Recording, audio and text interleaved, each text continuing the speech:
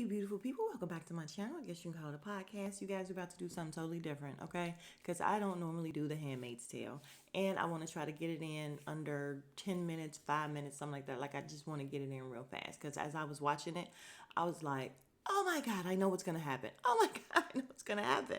So we start off with the Wheelers, and well, not the Wheelers, but Serena has a doctor's appointment and she's all ready to go have her ultrasound or whatever. And they're like, oh, no, no, no, the doctor's here.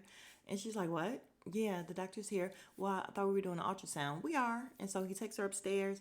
There's a whole birthing room. And as soon as I saw it, I said, girl, they trying to take your baby. They taking your baby. You can't leave. You can't get out of here. They're not letting you go anywhere, which is actually true because when she tries to leave out later and says she's going for a walk or she's going to do something, yeah, Miss Wheeler was like, no, you're not. I bet you're not.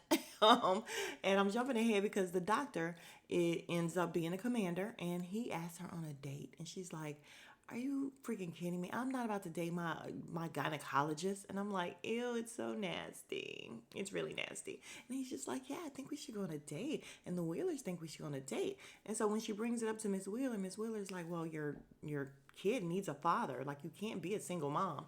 And she's like, fuck is you talking about? Even though she didn't say that. But it's slowly coming to Serena that you can't get out. So when the lady ends up telling her, Miss Wheeler ends up telling her to, she can't leave, and she's like, go to your room.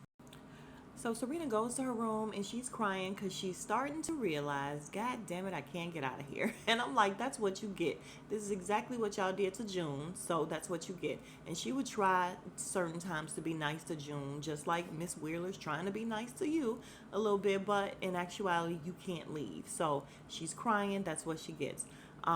Later on, let's go to June. So June and what's her husband named Luke, they end up getting caught. We saw that at the last one. So they take them away and they're in this little cage or whatever, still being, oh, I love you, and all that. And finally, as they're taking pictures, the people are like asking June, who are you of? And she's immediately offended, like, I'm not of anybody. And they're trying to look behind her ear. So they end up taking her, and Luke ends up getting beat up because he just talked too goddamn much. And yeah, I was just like, as they were beating him up, I'm like, kill him already, just die already. I don't know why I think that about everybody on this show. Like, even June, I just be like, can she just die already? Like, kill her already. But if we did, then the show would be over. So just to wrap this whole thing up with them, they end up taking them. They're going back to Gilead or whatever, Gilead, and they take Luke, and they're like, yeah, let him go at the border, like, he's legal. They don't even want you, Luke. Like, they don't even want to fool with Luke. So now they're separated, and we'll see what happens with that. All right, so back in Gilead, we have Aunt Lydia talking to Esther's doctor, and he ends up telling her, yeah, she's pregnant. And she's like, hold up, what? Because how is she pregnant? So we find out, she goes to talk to Esther, and she's like, listen, did somebody do something to you? And she's like, first of all, let me ask you, did you do anything to entice them? She's like, no, I didn't do anything. Somebody did something to you. So yeah, basically Pittman raped her, which we know. And Lydia's pissed. She's just like, oh, he had no right to do it. Esther starts going crazy, like, what happens, this happens. And I'm thinking the same thing too. I'm like, Aunt Lydia, this happens. However, they have brainwashed her so much to think that it is of God, like, when the ceremony happens and all this, that what they're doing is not actually rape. It's still rape, Aunt Lydia. I'm sorry. So I just think the acting is amazing on this show, even though the show drives me crazy. I really do want it to be over. Like, I got to stick it out to the end because I've been watching it, but I really do feel like, how much more of this can we take? I mean, it's good. I'm not gonna lie, it's good. This episode was good. I mean, they're usually really good, but I'm ready for it to be over. Not gonna lie. But again, so Aunt Lydia is pissed off. She ends up going to talk to. All right, so Aunt Lydia's pissed off. She ends up going to talk to Alfred, and we all know he's so back and forth. Like, he definitely helped June get out. I don't know. Like, you never can call it with him, and I love the way he acts as well. So she goes to see him, and she's telling him that Pittman did this, and he's just like, well, what did he do wrong? because he did nothing wrong. It was like literally the day before she was supposed to go with him or whatever. It's not a big deal. So, and Lydia's like, fuck, what were you saying? And again, they're not saying this, but that's what she's looking. She's looking like, what the fuck is going on here?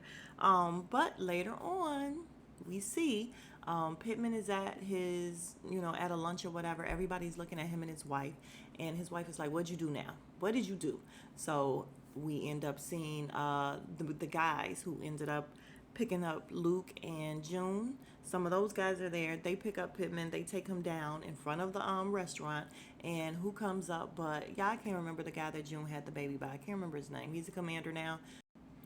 Okay, so it's him and Alfred that's standing there, and they end up just like telling him to get on his knees. Basically, he gets on his knees. He's like, "What's going on?"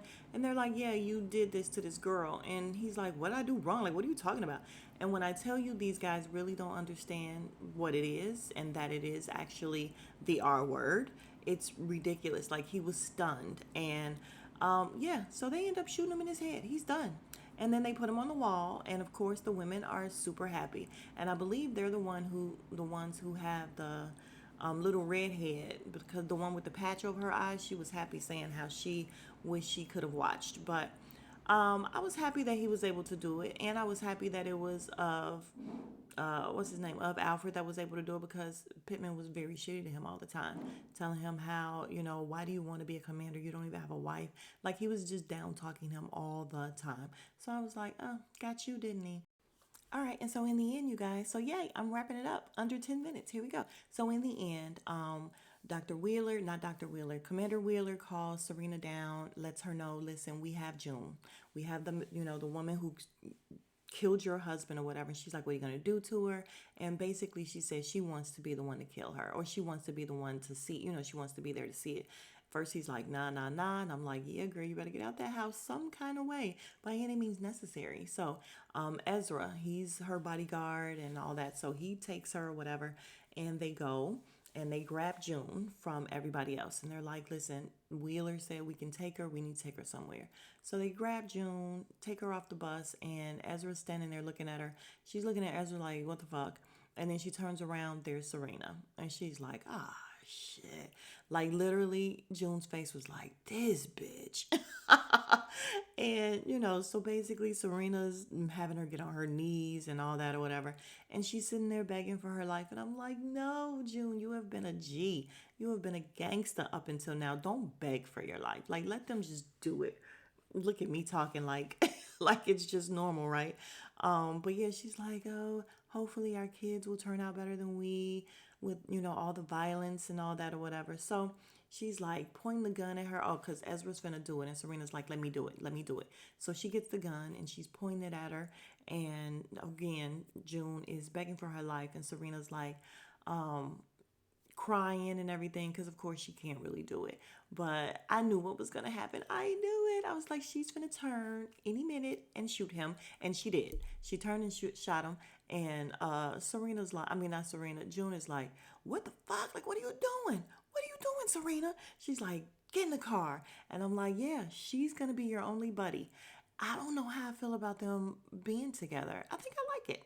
I actually do. So hopefully this little duo works out. But yeah, Serena needed to get out of there, and June was the only way. I mean, technically she could have killed them both, but then what is she going to do? She's going to be on the run, or she could have went back to Canada and just lived her life, because we found out that in Canada they don't give a shit if you kill the Gilead people. Like, they don't care, especially if it's in no man's land. We got nothing to do with it. So yeah, so we end up with June and Serena driving away, and I'm like, I think I might like what's happening here. So while I do want it to be over, I'm not mad at this episode, and I'm not mad at the fact that they've taken us in a totally different direction than what we thought when it first started. All right, so I got it in under 10, I think. All right, if you have not already, please consider subscribing. Hit the like button. It does wonders for my analytics, and I will see you guys in the next video. Smooches. Oh, if you are still here, you are the real MVP. Bam. All right, smooches.